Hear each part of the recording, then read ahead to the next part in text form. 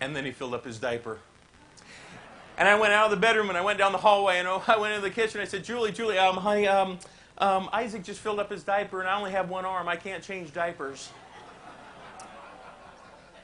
She didn't buy off on that, and I was changing them ever since. You know, it's really hard to get your mouth down on that strap, you know.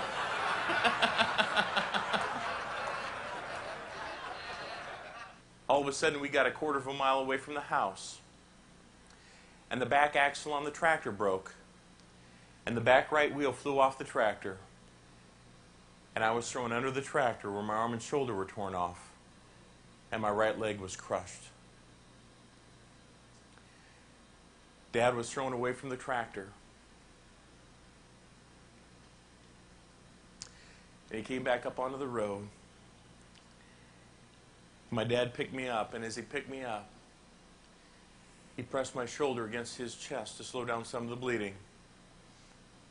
And he grabbed my right ankle because the only thing that attached my right foot to the rest of my body was a strip of skin an inch wide and a couple of muscles and ligaments. And my dad began to run and scream and cry out for my mom to call the rescue squad.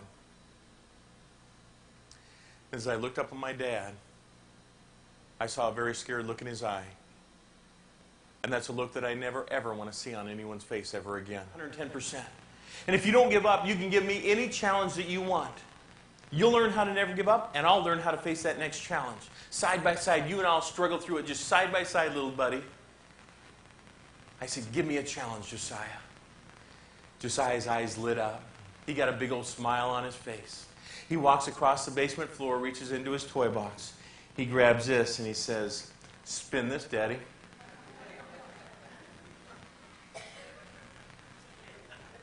I'm thinking, that's impossible. There's no way. There's no center point of gravity. It can't be done.